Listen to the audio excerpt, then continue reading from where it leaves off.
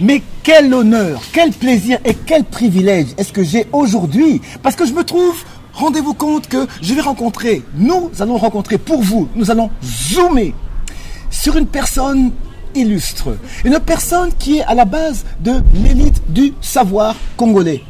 Eh oui, parce que quand on parle de l'élite du savoir, eh ben directement, on pense à l'université. L'université, elle existe depuis très longtemps, ici à Kinshasa.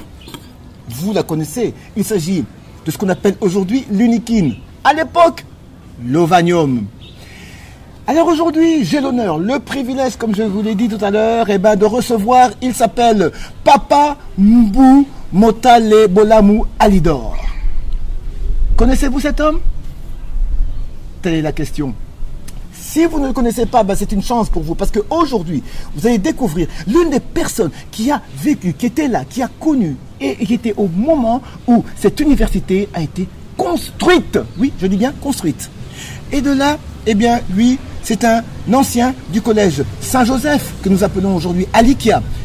Elikia, voulais-je dire, excusez-moi. Un ancien de Louvain. Louvain, c'est en Belgique, à Bruxelles. Je veux dire vers Bruxelles, de ce côté, mais c'est Louvain, c'est en Belgique. Et il est aussi, bien sûr, quand on parle Louvain, ancien de l'Ovanium. Il a été directeur général de la société CADMP. Il a été administrateur directeur de la Soprabande, donc la société de brasserie de Bandundu. Il a été directeur du département du patrimoine de la GECAMINE. Il s'appelle Papa Mbou Bolamou Motale Alidor. Et bien c'est lui que nous avons l'honneur de zoomer aujourd'hui.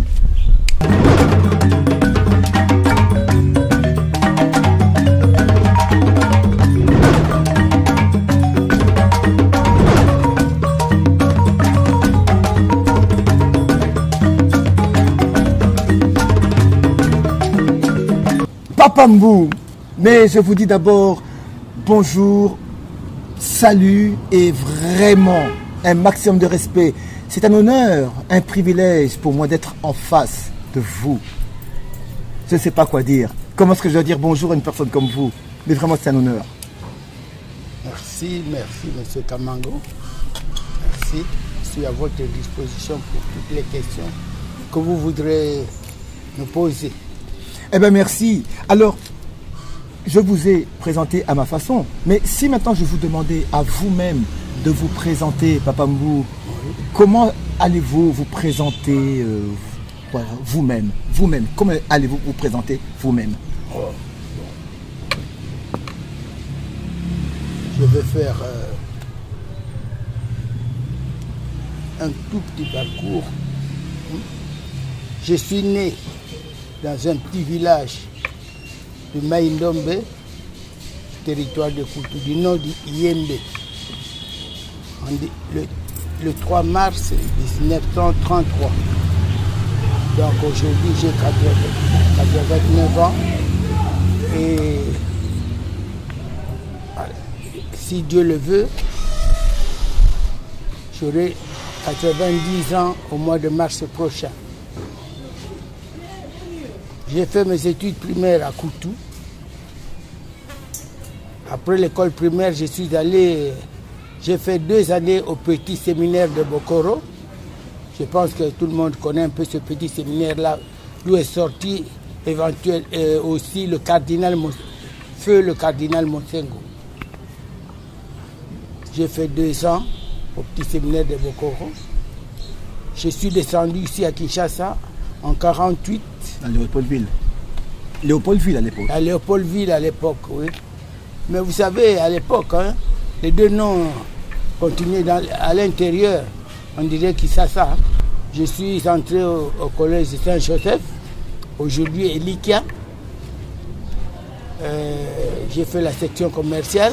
Alors, quand on a terminé, à l'époque, comme il y avait du travail, et surtout quand il n'y avait pas encore d'université. En fait, les secondaires étaient les plus hautes études qu'on pouvait faire, à part les séminaires et les grands séminaires et tout ça. Alors, ce qui fait qu'on était tout de suite engagés. En étant encore à l'école, on était déjà engagés. Comme nous étions les deux en pédagogie, il ne faut pas les compter parce qu'ils étaient automatiquement aller à l'enseignement. Direct, oui. Directement. Nous, les 5 en commercial, il y en avait un, M. Monjo, qui est parti à l'administration. Et nous, les 4 autres, nous étions tous engagés à la SEDEC. SEDEC, le magasin. Non, SEDEC, c'était une multinationale. D'accord. Hein. Il y avait SEDEC Motors. Moi, personnellement, j'étais engagé dans une filiale de la SEDEC Motors, ce qu'on appelait ACA, Agence Coloniale Automobile. Agence Coloniale Automobile. ACA. D'accord. Alors là, on vendait des voitures Oldsmobile, des marques Oldsmobile, américaines, Vauxhall, et puis le matériel, le gros matériel des tracteurs, Ali Chalmers. Alors, la SEDEC, vous voyez derrière la Gécamine maintenant. Hein? Oui, oui, Gécamine, exactement. Derrière, le même bâtiment. Vous avez le bâtiment là, SEDEC, à son. oui, oui. Hein? C'est là c'était là la SEDEC. Au rez-de-chaussée, on vendait les voitures de la General Motors. Ok. Hein? La General Motors. Nous, à la CIA, on était de l'autre côté. Mais il n'avait que, disons, une seule machine comptable. Ce sont les ancêtres des ordinateurs maintenant. C'était des machines Remington. Il n'y en avait qu'un seul pour tout le groupe SEDEC. Et moi, on était à 2. On était des opérateurs sur cette machine. D'accord. On faisait tout là, sur cette machine. Alors, j'ai travaillé, donc, de décembre, parce qu'on terminait les études là, le 23 décembre, tout ça. Et puis, en janvier, on commençait déjà le travail, déjà après. Alors, j'ai travaillé jusqu'en septembre. Septembre 54 maintenant. 54. Et un beau jour, j'étais là, au bureau, on m'appelle, on me dit, voilà, le directeur de notre école, le père Vandenbroek, a besoin de vous. J'ai dit, mais moi, qu'est-ce qu'il y a encore à faire? J'ai déjà terminé, je travaille, tout ça. Donc, vous appelez vous personnellement? Oui, on m'appelle personnellement. Je pars là-bas. Alors, le directeur, il s'appelle le père René Vandenbroek. Il me dit, voilà, j'ai eu la visite de M. l'abbé Gillon. Ok. À l'époque, il était abbé. Oui. J'ai eu la visite de M. l'abbé Gillon. Il a besoin de quelqu'un qui a fait la comptabilité et qui peut faire aussi le secrétariat. Alors, nous, on lui a dit que ici, chez SEDEC, ici, il y a le premier de la promotion. Si vous voulez l'avoir, il faut négocier avec la SEDEC. Et le point de la promotion, c'était? Moi. C'était vous? Oui. D'accord. La promotion en commercial. En commercial? Oui. Alors, moi j'ai dit, bon, moi je suis d'accord qu'il aille négocier. Parce qu'on avait signé un contrat. Oui. À l'époque, vous ne pouvez pas quitter comme ça, vous pouvez même faire la prison. Ah oui. Ah oui, quand vous résiliez un contrat sans négociation. C'est ça. D'accord. Alors, un beau jour, on m'appelle au secrétariat de la SEDEC. On me dit, voilà, si vous acceptez de partir, on accepte de résilier votre contrat à l'amiable. Bon, ça va. J'ai signé les papiers et tout ça. Je suis allé à Lovani à l'époque. Je vais vous raconter. Alors, le comptable, M. Jacobi, certain M. Jacobi. Un Belge. Un Belge. Oui. Qui a fait aussi les études à Louvain. Il me dit, voilà, il faudrait venir chez moi. Parce qu'à l'époque, au plateau, il n'y avait que 4 maisons. Au plateau des professeurs, comme on dit aujourd'hui. Aujourd'hui, il n'y avait que 4 maisons. D'accord. Donc lui, M. Jacobi, parce qu'il venait, l'administration en fait de l'Ovanium ici, venait de Kisantou. Au Bas-Congo, de Congo central. À Kisantou. Ils sont venus ici, alors il m'a demandé, et il habitait, il habitait Kimwenza, à Marenza. Ok. il y a un centre là-bas, Oui, hein, là-bas où les gens vont même à retraite, tout ça. Oui. J'arrive là-bas et il me teste un peu. Je vois que c'était au niveau, au point que même pour certaines imputations comptables, il disait même que j'en savais plus que lui. Oui. Alors, j'ai commencé à travailler, je suis venu travailler. Alors, comment j'ai travaillé? Vous êtes venu travailler directement à l'Ovanium? Oui, directement. Après le test, je devais venir travailler. Alors, à l'époque, quand je suis venu, il n'y avait que 2 hommes. Ok. Il n'y avait que 2 hommes, c'est Oui. tout. Ok. Le premier homme, Monseigneur Gillon, dormait là-bas. Il y avait la restauration des étudiants. Il y avait des salles de cours des étudiants, parce qu'il n'y avait pas beaucoup d'étudiants. Il n'y avait que la pré-universitaire. Pré-universitaire. Oui. C'est ça que ça correspond à quoi? Ça n'existe plus, ça? C'est-à-dire, en réalité, voilà. Apparemment, c'est comme si les Belges trouvaient que nos élèves qui terminaient les humanités n'étaient pas assez bien formés. Il leur fallait une année pour les préparer. Préparatoire pour entrer, pour commencer les études universitaires. D'accord. Ils ont appelé ça la pré-universitaire. Ok. Et c'était une année. Une année. D'accord. Et qu'est-ce qui se passait dans cette année? Si vous échouez là-bas, vous êtes dégagé. Vous êtes dégagé, ou bien peut-être qu'on peut faire l'année, mais ce n'était pas possible. C'est pas d'accord. Alors, c'est comme ça, ces hommes-là, il y avait les salles de cours. Monseigneur Gillon dormait là-bas. Il y avait notre petit bureau aussi. Le petit bureau de comptabilité. D'accord. Et le secrétariat n'existait pratiquement pas. Parce que c'est moi qui faisais le secrétariat. J'allais, l'avant-midi, j'allais prendre des lettres en sténographie chez l'abbé Gillon. Oui. Et il arrivait 2 fois. Il me dictait ses lettres, j'étais assis sur son lit. De l'abbé Gillon. L'abbé Gillon, sur son lit. Ok. Et il me dictait, cher papa, chère maman, vous devez être content, heureux de voir votre fils être tout le temps en contact avec vous, etc., etc., etc. Alors, quand c'est terminé, j'avais pris des lettres comme ça. J'allais maintenant taper à la machine. Je faisais tout. Quand j'ai terminé, je devais descendre à la comptabilité, parce que la comptabilité était en retard de plus d'une année. De paiement. Non, de passage d'écriture. Oui. D'accord. Alors, j'ai travaillé à ce moment-là avec M. Jacobi. Et il arrivait 2 fois. Finalement, comme je n'avais pas encore de logement, je n'étais pas encore marié, hein, on m'a donné un petit logement à Livoulou. À Livoulou. Et j'ai travaillé parfois jusqu'à 20 heures avec M. Jacobi. Lui, il avait une voiture, il pouvait aller à Kimwenza en voiture. Mais moi, je descendais avec ma torche. À pied? À pied pour Livoulou.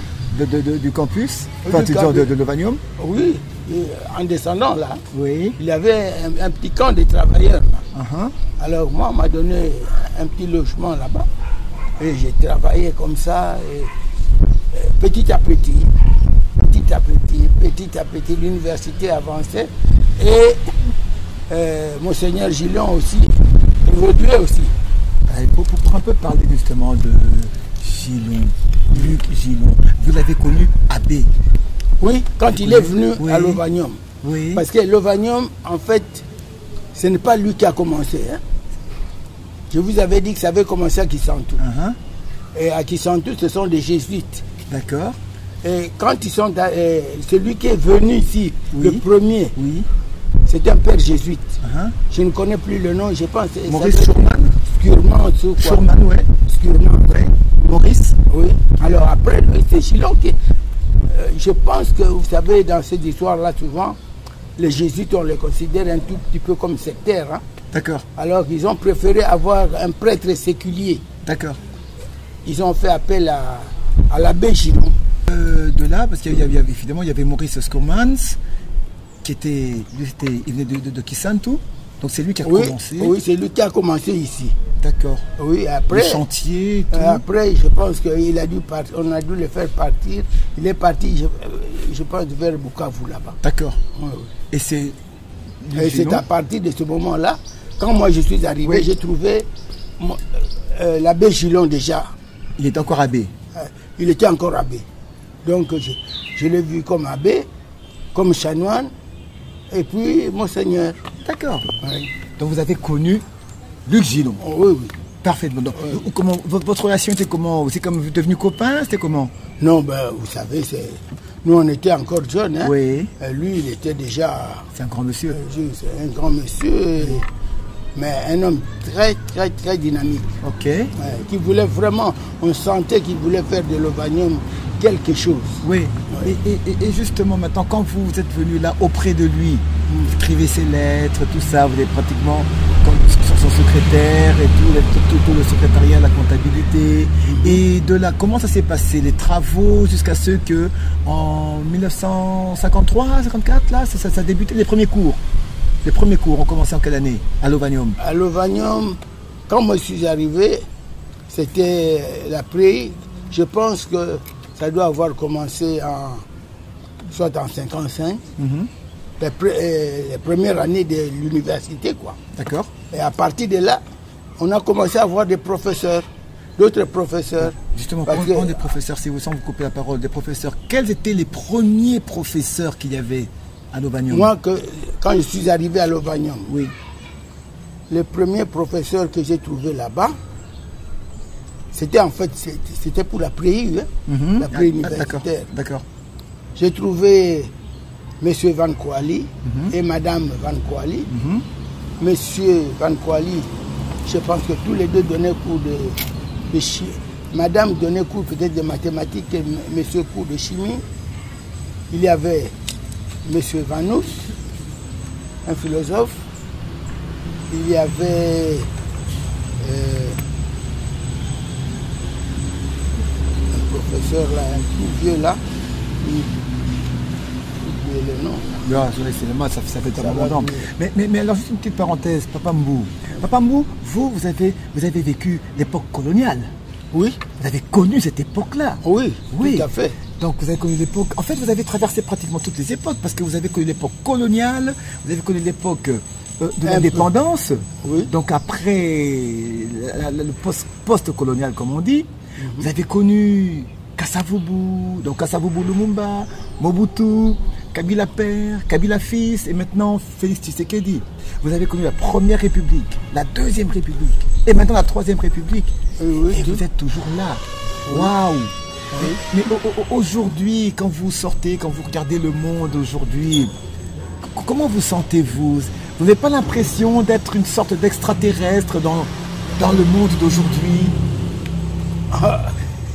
Eh bien, c'est compliqué, hein? C'est compliqué parce que à l'époque coloniale, comme vous dites, n'est-ce pas, on a vécu toutes les discriminations des Belges et tout ça. Et puis, il y a eu l'indépendance. Bon, c'est pas mieux, hein?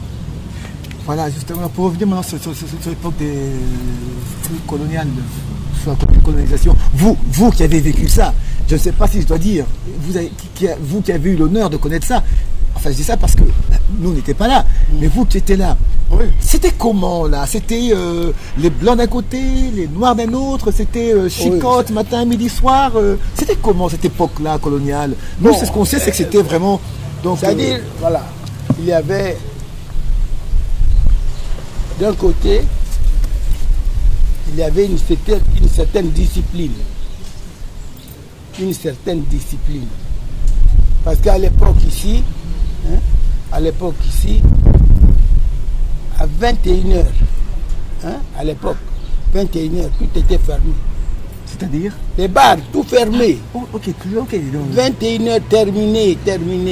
Ok. Terminé. Alors, il y a une certaine discipline. On peut dire aussi qu'il y avait moins de liberté. Et à l'époque, il y avait cette discrimination. Je vous donne un exemple. Oui, tout à fait. vous voyez à la place commerciale La Liberté. Oui. 7e rue. 7e rue. Vous voyez à la fin là, quand vous allez vers Yolo. Oui, rond-point Yolo médical aujourd'hui. Non, à 7e rue même là. Oui. Au coin là, vous avez BCDC. Oui, d'accord, la banque. Oui. La banque là. Oui. À cette place là, à l'indépendance, avant l'indépendance, c'était une boulangerie. Ah d'accord. Une boulangerie. Ah ouais. Et cette boulangerie, nous, les Blancs, pouvions entrer par la porte pour acheter du pain, hein, oui. Par la porte. Et nous, les Noirs, on nous a fait un trou comme ça. Un trou? Un trou. Vous prenez votre argent, vous faites entrer par le trou, on prend votre argent, on vous donne le pain. Ah ouais. Donc vous n'avez pas le droit d'entrer par la porte. Ok. Oui. Là, limité, là, à la place, là, c'était une boulangerie. D'accord. Oui. Ça, c'est un exemple. Oui. Deuxième exemple, voilà. Nous, les Belges, nous autorités, jamais de boire du vin. Ah ouais? Rien que la bière. Même pas de martini. Alors, les Congolais qui aimaient boire du vin, traversaient, allaient boire du vin à Brazza. À Brazzaville? À Brazzaville, c'était autorisé. Ah bon? Les Français avaient autorisé. Ok. Alors, nous, ici, on s'entendait bien avec les Portugais. Ok. Parce qu'on vendait aussi du vin en damjan, là. Oui. Alors, qu'est-ce qu'on faisait? On prenait l'huile de palme. On enduisait tout ça. Le damjan. Les damjan. Alors, on met ça sur le porte-bagages, hein, oui. La bicyclette. Et quand vous venez, on dit, ah non, là. Ok. Alors que c'est du vin. Alors que c'est du vin. Mais finalement, les Belges ont pu comprendre. Ouais. Ils ont compris le poteau rose. Parce que les Portugais ont commencé à nous vendre du vin là, très très fort, là, qu'on appelait Abafado. Abafado. Abafado. Oui. C'était tellement fort que vous trouvez, on voyait quelqu'un qui venait de boire ça quelque part, bicyclette, et on dit, ah, mais on met la Abafado. Donc, en fait, vous-même, vous êtes trahi, quoi. Oui, c'est ça. Donc ça, ce sont des choses, certains points de discrimination. Et Kalina, il paraît qu'il y avait une sorte de passe-droit, de laisser-passer pour entrer à Kalina pour les Noirs. Ah oui? Non, parce que il y avait, à Kalina, il n'y avait que des Blancs, hein, oui. Les Belges, et ils avaient leur moment de faire leur sieste. Hein? Vers 14h, ils font leur sieste à midi. Vous ne pouviez pas passer là-bas. Vous ne pouviez pas passer là-bas. Et nous, vous voyez, notre école était en pleine ville. D'accord, d'accord. En pleine ville. On était autorisé, mais... Saint-Joseph, Elikia. Oui, on était... Excusez-moi, c'est toujours au même endroit, là, à Gare Centrale? Au même endroit. C'est la même école? La même école, la même école. Là où nous voyons aujourd'hui, là, c'est la même école où vous êtes passé, vous? Oui, oui. D'accord. Et là où est sorti, d'ailleurs, le premier universitaire congolais. C'est qui? Kanza Thomas. Ah, Thomas Kanza, un ancien de Saint-Joseph Elikia. Oui. D'accord. Oui, il était de la première promotion à être envoyé en Belgique. Okay. Le premier, c'était Kanza Thomas. D'accord. La deuxième promotion, c'est Moshe Tepol. Moshe Tepol. Oui. Il a même son fils ici qui était chose. Il était ministre, je crois. Ministre ou s'occupait des choses de l'environnement. Oui, oui, oui. C'est son père, Moshe Tepol. Troisième promotion, c'est le Sembe Cardozo Mokondici. Ah, d'accord. Donc vous? Donc, nous, on ne pouvait pas, on ne nous envoyait pas parce que nous avions fait le commercial. D'accord. Oui. Vous voyez, donc c'est de là qu'est sorti le premier universitaire. D'accord. Et juste une question en passant. Si maintenant vous comparez, je vous pose la question comme ça en passant, Papa Mbouvou qui avait vécu toute cette époque-là, l'époque coloniale, tout ça. Et si maintenant on vous demandait de faire une comparaison, comme avait dit le général Yassens, avant l'indépendance égale après l'indépendance. Mais qu'est-ce que vous pouvez dire? Comment vous trouvez maintenant après l'indépendance, si on doit comparer avec ce que vous avez vécu sous la colonisation? Est-ce que ça a apporté du bien en Afrique en général, la colonisation? Bon, écoutez, moi, personnellement, je peux parler de notre pays. Je peux comparer ma situation à moi. Oui. Puisque moi, je peux dire que j'ai connu l'avant l'indépendance. Disons 6 ans, 7 ans. Hein, de 54 à 60. Eh bien, je vous dis qu'en 60, j'avais une voiture. En 60. En 60, à l'indépendance, j'avais une voiture. Et là, vous étiez vous étiez quoi? Comptable. Comptable de Lovagnon. D'accord. Comptable de Lovagnon. D'accord. Hein, donc, pas universitaire. Pas universitaire. Pas universitaire, mais comptable. J'avais ma maison à Bandal. Ok. Tout équipé et il y avait beaucoup de facilités. Pour acheter, par exemple, le mobilier ou un frigo, il n'y avait pas question de payer cash. On allait en ville, vous choisissez, on vous fait signer des traites, vous amenez ça à chez l'employeur, et puis on vous retranche chaque mois quelque chose à payer à chose là. Donc, il y avait même des gens qui commandaient même des souliers en Belgique. D'accord. Ça arrivait par la poste. Par la poste. Par la poste. Ça arrive là-bas, on vous informe que votre colis est là. Vous allez là-bas, vous payez, on vous donne. Et je me rappelle toujours d'une marque de souliers là, que les gens achetaient. Hein. Ça faisait beaucoup de bruit. Hein. On dit à la tête, ça va. Sabva. Sabva. La marque. La marque c'est Sabva. Sabva. D'accord. Donc, je dois dire que pour le moment, la vie est beaucoup plus difficile. La vie est beaucoup plus difficile. Bien que nous vivions tous les problèmes de discrimination liés à la colonisation, mais je dois dire qu'on était beaucoup mieux mieux loti, soigné. Soigné. Et il y avait la discipline et tout ça à la cité. Les gens des services d'hygiène passaient dans les parcelles. Si on voit dans votre parcelle une petite boîte de tomates avec de l'eau, vous avez des problèmes. Pourquoi? Parce que ça peut créer des moustiques. Hein? Donc ça passait, tout ça. Il y avait une certaine... Vous sentez qu'on s'occupe de vous. L'administration fonctionnait. Oui. Et puis, aujourd'hui, on se plaint qu'il y a des koulouna et tout ça. Mais Kinshasa, c'est une passoire. Kinshasa, c'est une passoire. Quelqu'un qui vient de chez moi, hein, il arrive ici. Il devient quinois. C'est fini. Hein. À l'époque, c'était pas possible. D'accord.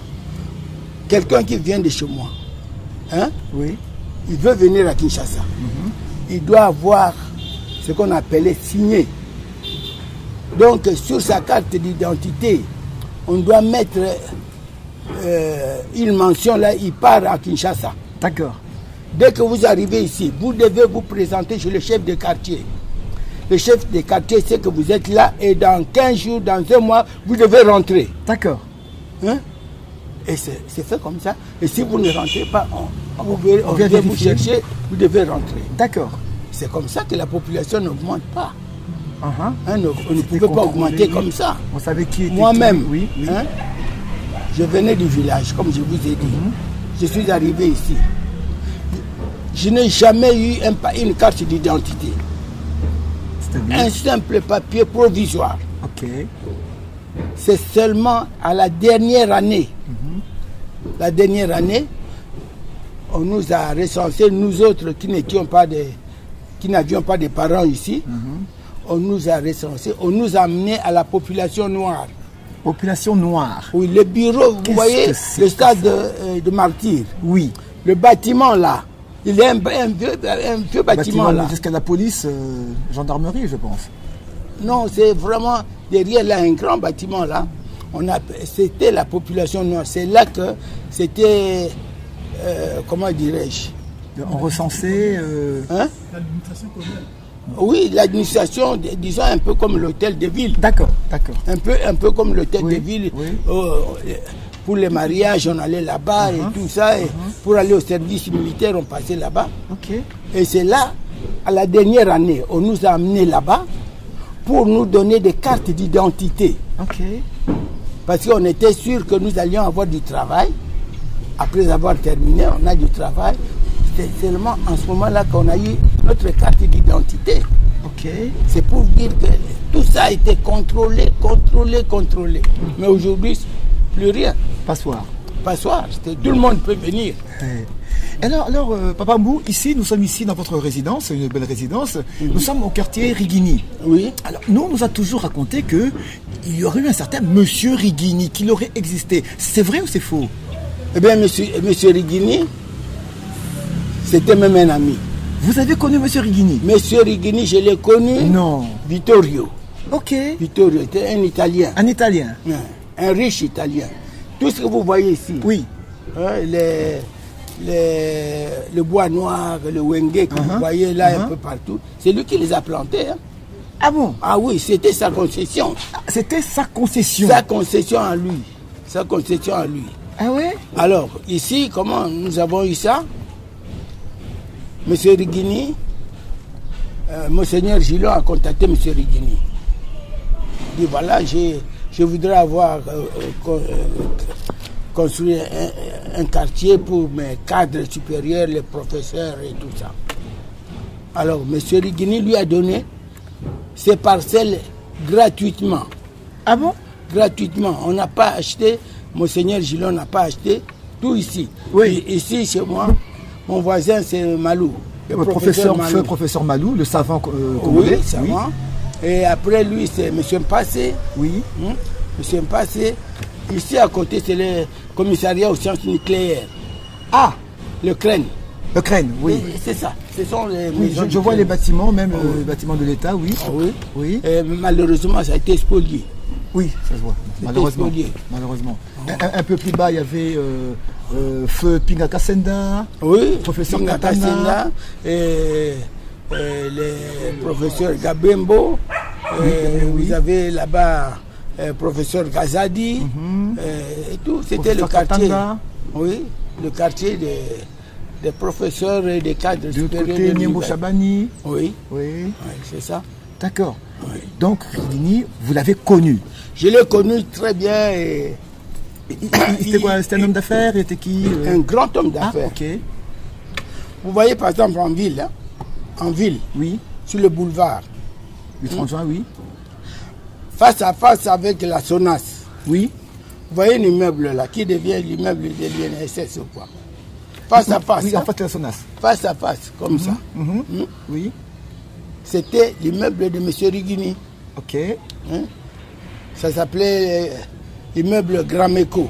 Ok. Grande menuiserie du Congo. Ah. Ça appartenait à M. Rigini. Uh-huh. Et vous allez du côté de l'avenue des Aviateurs. Oui, un peu plus bas. Avenue des Aviateurs, il y a une partie là qu'on a clôturée pour le nid ou quoi, je ne sais pas. Le nid. Mais face à face à ça. Ok. Tous ces immeubles-là, où se trouve maintenant, il y a un centre belge là. Wallonie-Bruxelles, oui. Tout ça, ce sont les propriétés de M. Rigini. Mais qu'est-ce qui s'est passé? Il a tout vendu? Oh, il a tout vendu. Il était devenu vieux aussi. Hein. Ah, d'accord. Oui, il a tout vendu. Pas de descendance? Oui. Non, il est parti. D'accord. Alors, pour vous dire que je le connaissais très bien, il avait un chien comme ça. Ah, ok. Alors, il a proposé de me le vendre. Oui. Et ici, à la maison, elle n'était pas encore née. Tout le monde était contre parce que c'était un chien comme ça, vraiment. D'accord. Alors, je commençais à aller visiter, donner à manger au chien parce que ce chien-là, il fallait, pour qu'il vous connaisse, il faut lui donner à manger pendant. Oui, familiariser. Oui, mais un jour, malheureusement, j'arrive, M. Rigini était presque en pleurs et dit le chien est mort. Ah. Les travailleurs lui ont donné un produit là qui lui a fait faire une diarrhée terrible. Ah, je crois que c'était un coup monté, ça, sûrement. alors, mais pour revenir alors maintenant à l'Ovanium, est-ce que l'administration belge de l'époque coloniale était-elle favorable à ériger une université où les Noirs qui étaient sous colonisation allaient accéder? Est-ce que les Belges ils ont accepté ça facilement? Bon, Oui, parce que sinon ils n'allaient pas accepter la création de l'université. Et un peu hésitant, parce que quand ils ont commencé, ils n'ont pas ouvert la faculté de droit. Et qu'est-ce qu'ils ont ouvert comme faculté alors quand ils ont ouvert? Ah, mais c'était... Vous aviez la médecine, les sciences politiques, l'économie, l'agronomie et tous les autres, sauf la médecine. Ah bon? Hein? Pardon, sauf le droit, pardon, sauf le droit. Oui. Et donc ils savaient que le droit c'était un domaine parce qu'on régalien. pouvait avoir des gens qui allaient fouiner dans les documents et tout ça. Ils se reprochaient quelque chose selon vous, comme vous qui les avez bien connus? Qu'est-ce que vous pensez? C'était pourquoi? Quel était le... Ah, mais ça vous pouvez comprendre, c'est parce que ceux qui ont fait le droit, ils peuvent aller fouiner dans tous les documents et tout ça. À fait, les mais finalement, finalement, je pense qu'il y a eu tellement de pression, ils ont été obligés d'ouvrir la faculté des droits, mais en imposant un concours. Avant d'entrer. Et ce concours, Tshisekedi l'a réussi. Étienne Tshisekedi? Oui. D'accord. Il a réussi et c'est comme ça qu'il est parmi les tout premiers à faire le droit ici. Donc on va revenir sur les étudiants, les étudiants congolais qui ont commencé à la faculté, disons à l'Ovanium. Mais d'abord, avant de passer par là, qui a financé les travaux de la construction? C'est l'État congolais, c'est le Congo belge, ce sont les Belges, c'est le Royaume de Belgique? Qui a financé tout ça? Bon, il faut avouer que le gouvernement belge, ici c'est la colonie. Oui. La colonie. Et comme je vous ai dit tout à l'heure, il y a eu beaucoup de subsides qui venaient de l'Union minière. L'Union minière du Haut-Katanga, donc l'actuel GECAMINE, a contribué pour la construction des travaux. Beaucoup. Parce que moi, j'étais à la comptabilité, donc je voyais tout le mouvement. Papa Mbou, alors, en ce qui concerne les facultés, il y a des facultés, il y a beaucoup de facultés. Bon, aujourd'hui, on a, je peux dire, presque toutes les facultés. Mais est-ce que c'était le cas en 1953-54, quand les premiers cours ont été ouverts? Qu'est-ce qu'il y avait comme faculté qui a été ouvert pour les autochtones? Quand on a commencé, c'était toutes les facultés, comme je vous ai dit tout à l'heure, faculté de sciences économiques, sciences sociales, les écoles spéciales, donc polytechniques. Vous avez la médecine, l'agronomie, les sciences. D'accord. Les sciences. Alors, je vous ai parlé tout à l'heure de la faculté de médecine. Oui. Qui a, normalement, on ne peut pas créer une faculté de médecine sans clinique. Logique. Parce que c'est là où les étudiants doivent faire leur pratique. Oui. On parle de CHU, Centre Hospitalier Universitaire. Oui. Alors, les cliniques universitaires ici, ça n'a pas été construit par l'université. C'est-à-dire? Ces cliniques, le premier bâtiment appartenait à l'Otraco.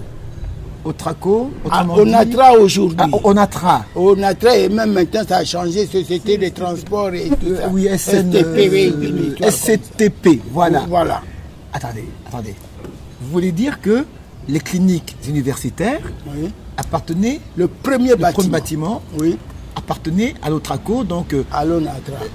Onatra, Onatra, pour qu'on se comprenne bien, Onatra. Oui, et l'Onatra avait construit ça dans le but de créer et de faire un hôpital pour ses travailleurs. Ok. Alors, l'Onatra avait même prévu de faire un chemin de fer qui allait de là jusque là, qui devait arriver là. Du campus jusqu'à... En ville? Jusqu'en ville. Pour faire soigner les travailleurs. D'accord. Donc c'était ça. Mais quand l'abbé Gillon est arrivé, il est allé négocier avec le gouvernement pour que l'Otraco puisse lui céder le bâtiment. Ok. Et finalement, on lui a cédé le bâtiment.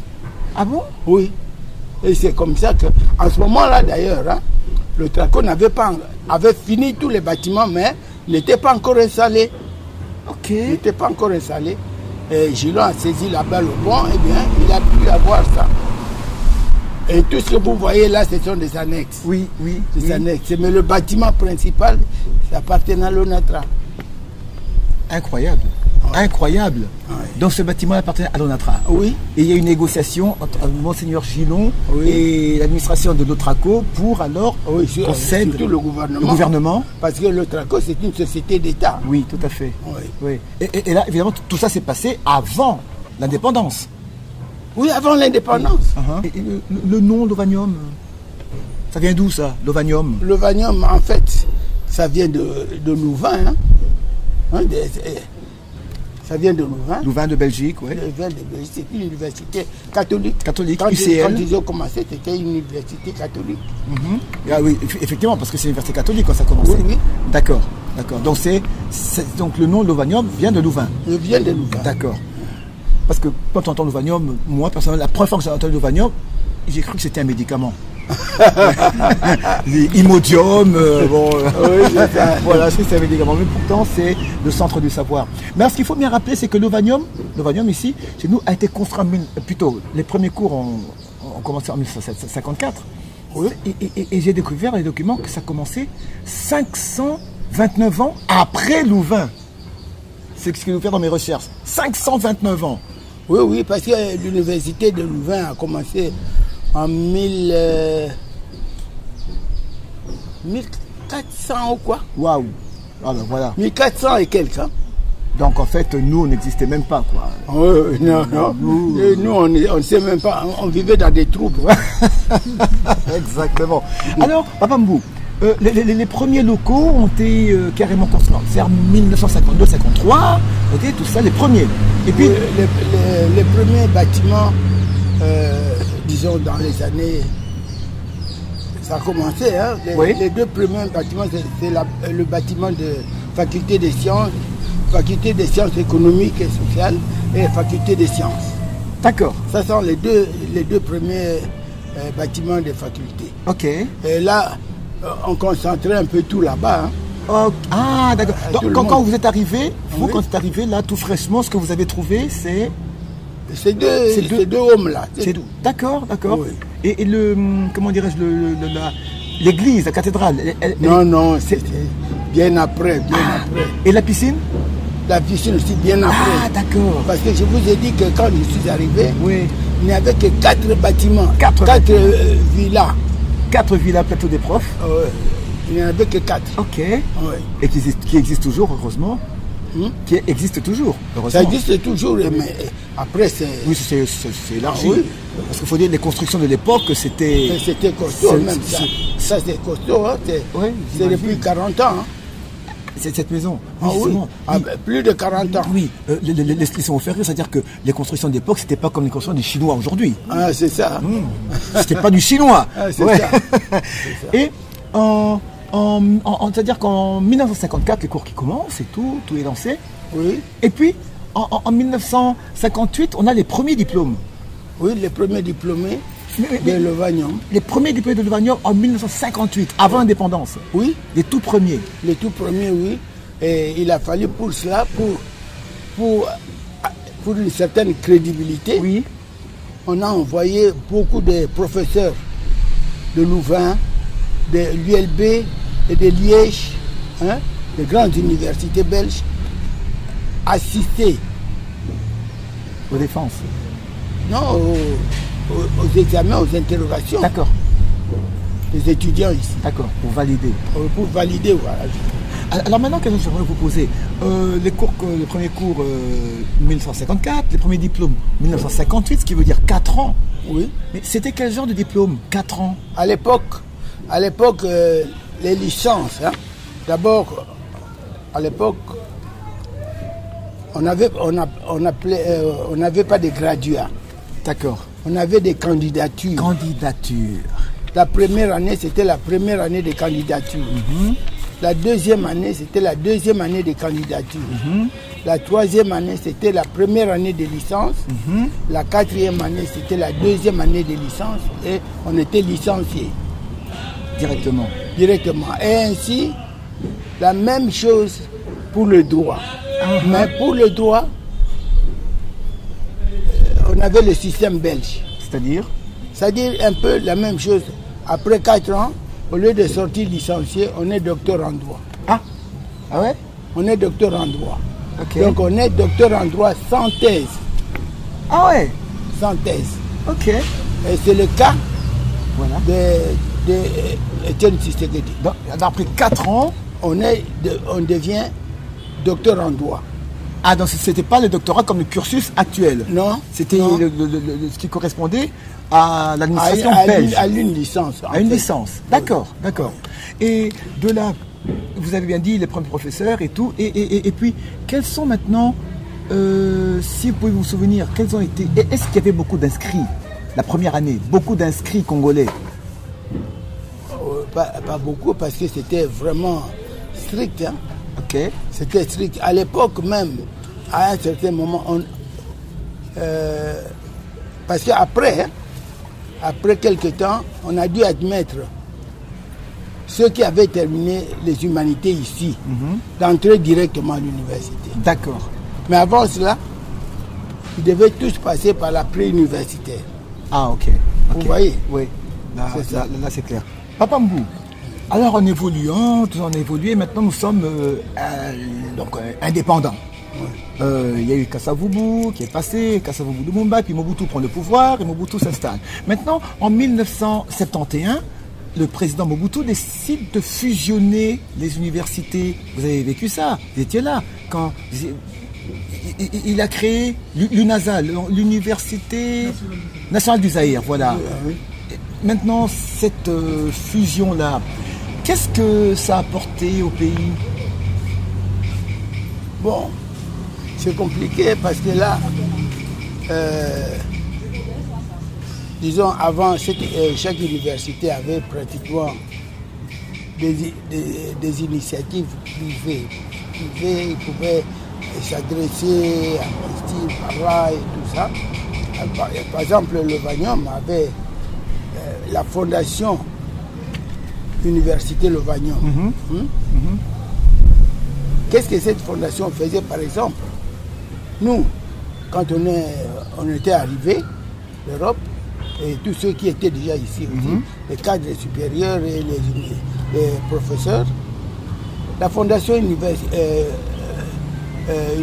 Le Vanium, qu'on appelait FOUL.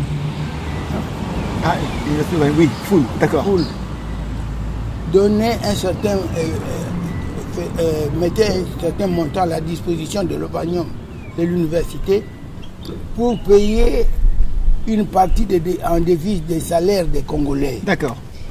Papa Mbou, alors vous qui êtes un grand témoin de cette époque-là, d'avant l'indépendance et puis après l'indépendance, alors il s'est fait qu'on a constaté que dans les années 70 et 80, l'Ovanium, qui deviendra l'UNIKIN un peu plus tard, était la plus grande université d'Afrique centrale. D'où on a vu beaucoup d'étrangers venir, des Camerounais, nous-mêmes qui étions au campus à notre époque, on avait des Camerounais, il y avait des Burundais, des Rwandais, des Angolais, il y avait qui encore, il y avait même des Togolais, des Brazza ici. Oui, de Brazza, nos frères Brazzaville, oui, exactement. Mais qu'est-ce qui s'est passé? Qu'est-ce qui s'est passé maintenant? Pourquoi tout ça, ça n'existe plus? Eh bien, je pense que c'est un peu... ça va de pair avec un peu la situation du pays. Hein. Ça va un peu de pair avec ça. C'est plus... La rigueur n'est plus la même. La rigueur n'est plus la même. Et je crois savoir que, personnellement, j'ai vu des cas de jeunes gens qui ont terminé ici, même avec distinction, qui sont allés en France, alors que la licence ici, c'est 5 ans. 3 ans de graduat et 2 ans de licence. Et arriver là-bas, le niveau est bas. Ils doivent, pour avoir le niveau de licence, de maîtrise, parce que là-bas, le système est différent en France. La licence, c'est 2 ans. Et puis, après 4 ans, c'est la maîtrise. Alors, on les a descendus. Parce que le niveau, ils trouvent que le niveau est bas. Papa Mbou, Avant l'indépendance, vous étiez là. 1958, première protestation des étudiants ici à Lovanium qui protestaient justement contre l'autorité coloniale belge. Vous étiez là. Parlez-nous un peu de cette situation-là. Bon, écoutez, cette situation, je ne me rappelle plus bien, mais je sais que nous, dans l'administration, nous qui étions des travailleurs de l'université, nous avions déjà fomenté une grève à l'époque. Oui, ok. Ah oui, une grève déjà à l'époque. Contre l'administration belge coloniale. Oui, contre l'université pour qu'on nous donne de meilleures conditions. D'accord. De meilleures conditions. On est même arrivé à être convoqué chez le vice-gouverneur général. Ici. Donc la contestation était déjà là. D'accord. Oui. Et je dois vous dire que on a parlé de M. Rigini tout à l'heure. Oui. Si vous en face ici, toujours sur la grande avenue là, l'avenue de l'université, sur Wenge ici, derrière il y avait la maison de du frère de M. Rigini. D'accord. Il avait sa maison là. Alors comme j'étais ami, il voulait vendre ça, j'étais candidat. Ok. Candidat pour acheter la maison là. Mais finalement, on m'a déconseillé. Et pourquoi? Pourquoi? Parce que justement c'était dans la grande avenue. Et quand les étudiants devaient rentrer chaque fois, ils pouvaient faire des dégâts. Ouais, ils entraient chez vous, Oui, d'accord. Donc carrément on serait victime. Oui, et puis à l'époque, je dois vous dire, quand les étudiants, quand on prenait une décision là-bas, et que les étudiants n'étaient pas d'accord, et qu'on apprenait que les étudiants allaient descendre, oui. Ben, la ville tremblait. Ok. Oui. D'accord. Oui. C'était une force. Une force, mais aujourd'hui c'est plus le cas. Parce que les étudiants se sont affiliés à des partis politiques, alors les uns peuvent être contre, les autres pour. Ben, le résultat nul. Donc l'unité n'est plus la même. Non, vous entendez vous-même, ce n'est plus la même chose. Papa Mbou, alors quand on va parler des recteurs de Lovanium, entre le père Maurice Skursmans et Monseigneur Gillon, Maurice Skursmans qui est à Kisantu, et Monseigneur Gillon, qui est le vrai premier recteur de Lovanium? Bon, je ne sais pas, je ne saurais pas le dire, mais je ne sais pas si le père Skurman s'était déjà appelé recteur. D'accord. Je ne sais pas. Mais toujours est-il que quand je suis arrivé, j'ai trouvé Monseigneur l'abbé Gillon être recteur. Ah, l'abbé Gillon était là. Était recteur. D'accord. Et vous avez travaillé sous l'administration de l'abbé Gillon. L'abbé Gillon. Et le premier recteur congolais, bien sûr, c'était Monseigneur Chibangu Tshisekou. Écoutez, de toutes les façons, moi j'ai connu Monseigneur Chibangu en Belgique. D'accord. Lui, il faisait sa maîtrise, sa maîtrise en théologie. Parce que c'est différent. Hein. En théologie, on fait la licence, et puis on fait le doctorat, et puis on fait la maîtrise. D'accord. Ah. Jésus, c'est un long cursus. Oui, oui. Alors, moi, quand j'étais étudiant à Louvain, pendant les vacances, pendant les examens, j'étais parti comme étudiant marié. Alors, on envoyait nos femmes, nos épouses à la mer pour se reposer là-bas avec les enfants, pour nous permettre d'étudier. Alors, nous aussi, on nous autorisait d'aller étudier dans un lieu calme, dans les monastères, par exemple. Ah, d'accord. Je suis allé au monastère de Mont-César, à Louvain. C'était le monastère des bénédictins. D'accord. Et là, j'ai trouvé Monseigneur Chibangu là-bas. En ce moment-là, il n'était pas encore rentré ici. D'accord. Et après, on s'est retrouvés ici. Oui. Alors comme ça, en passant, il y a une photo quand même que j'aimerais bien vous présenter, là, que j'ai retrouvée. D'ailleurs, je remercie beaucoup Francine Mbou, depuis Bruxelles, qui me l'a envoyée. Francine, votre fille, Francine Mbou, qui est à Bruxelles. Et moi, voilà. Voici la photo. Qui reconnaissez-vous ici? Qui reconnaissez-vous sur cette photo? C'est où? C'est quand? Quelle année? C'est en 68. Hein. 68. Oui. En 68, tout le monde est là sauf elle. De droite à gauche, là, le plus grand, là, c'est votre Le plus fils grand, c'est lui. qui est avec nous ici, à cet Oui, instant. oui. Le deuxième, c'est Alidor. Il est en France. Troisième, c'est Colette. Il est à Madagascar. Il travaille au PAM là. Quatrième, c'est Christian. Il est en France. D'accord. Et ici, c'est Francine. Francine. Francine. Voilà. Les deux derniers, hein. D'accord. Les deux derniers, ils sont nés là-bas aussi. D'accord. Pendant que j'étais aux études. D'accord. Je vais vous citer quelques noms. Parmi les étudiants, les premiers étudiants qui étaient à Lovanium, à l'époque de Lovanium, on a déjà cité en droit, il y a eu Étienne Tshisekedi, qui était là en fac de droit, qui a passé là-bas. Il y a eu Albert Ndele. Albert Ndele, que j'ai bien connu. Oui. Vous l'avez connu étudiant? Étudiant, je l'ai connu comme étudiant et il y avait des relations avec. D'accord. Il y a eu Juvenal Habyarimana, qui deviendra président du Rwanda. Non, celui que j'ai bien connu, c'est Bisengimana. D'accord. L'ancien directeur de Mobutu. De Mobutu. Celui-là, je l'ai connu comment? Parce qu'il était venu, ils étaient à deux, hein, Bisengimana et Arelimana. Les deux sont venus passer des examens d'entrée aux écoles d'ingénieurs. Alors, ils ont réussi tous les deux. D'accord. Et Arelimana est rentré. Mais je ne sais pas pourquoi Bisengimana n'est pas rentré. Il est resté et on l'a mis dans mon bureau. Ah, dans votre bureau? Oui, comme dactylo. Bisengimana? Oui, Bisengimana. J'ai travaillé et dactylographié très bien. Et il est resté là jusqu'à la rentrée académique. Ok. Il est parti, il a commencé. Et on est resté amis. D'accord.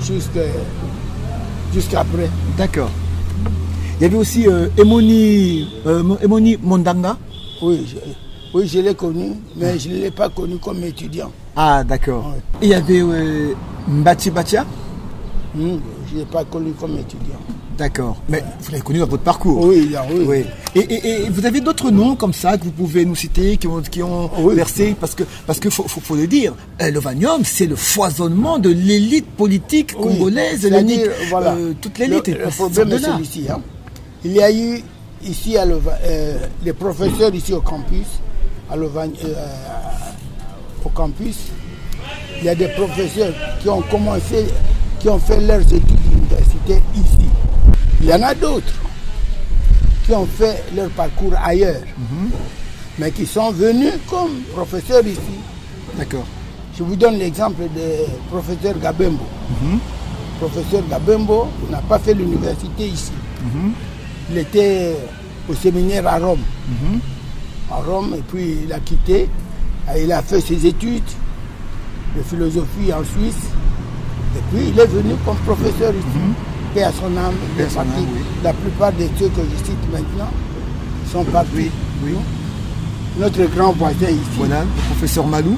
Professeur Malou, lui c'était l'un des plus brillants élèves ingénieurs qui est finalement arrivé à devenir administrateur d'Ukraine. Centre de recherche. Comment on dit centre nucléaire. Recherche culturelle, voilà. Oui, c'est ça. D'accord. Il y en a d'autres, le professeur Kazadi, Ndouba, Jacques Kazadi, Ndouba. Vous avez le professeur Wembi, Wembi Kake, c'est ça, ce sont des produits de Lovanium. D'accord. Ils ont commencé à faire leurs études ici, ils sont allés faire un doctorat, ils sont revenus comme professeurs, lequel professeur Wembi qui a habité avec moi au plateau. Ok. Au plateau, c'est ça. D'accord. Et d'où, évidemment, Feu Étienne Tshisekedi est un fruit de Lovanium. Oui, c'est un fruit. Oui. Lui, il a terminé et puis il n'est pas allé faire des doctorats à thèse. Hein. Lui, c'est un pur jus du pays. Par exemple, le professeur Liao. Voilà, professeur Liao. Il n'est pas un produit de Lovanium. D'accord. Le professeur Liao a fait c'était une exception. Il a fait le jury central ici, de Belgique. Jury central. Jury central. C'est quoi ça, jury central? C'est-à-dire, pour aller, par exemple, étudier en Belgique à l'époque, il fallait passer un jury ici. Ah. Il a réussi le jury et puis il est parti. D'accord. Et lui, il a fait le droit, mais il a fait une thèse. En Europe. En Europe. Oui. Oui. Donc, et puis il est venu professeur. D'accord. Donc vous voyez, je voulais faire la différence entre ceux qui ont le fruit propre de l'université, c'est-à-dire ceux qui ont fait leur licence ici, ils sont allés faire un doctorat et ils sont revenus comme professeurs ici. D'accord. Ouais. D'où le premier, en fac de droit, en faculté de droit, le premier qui a eu un doctorat de cette époque-là. C'est Étienne Tshisekedi. Étienne Tshisekedi, qui est le premier, comme on dit, le premier docteur en droit du pays. Du pays. D'accord. D'accord. Papa Mbou, c'est difficile de continuer, de terminer, de couper avec un personnage comme vous, vous qui avez traversé pratiquement, qui avez traversé les temps. Ah, vous avez traversé les temps parce que vous êtes là depuis avant l'indépendance. Oui. Nous sommes d'après l'indépendance. C'est comme ça quand on causait tout à l'heure là avec votre fils, quand on disait ah tiens mais je connais tel quand vous avez dit oui mais moi je ah bah non vous êtes hors compétition hein. On peut pas discuter avec vous là-dessus. Si on doit dire que moi je connais. C'est ça. Devant vous on peut rien dire.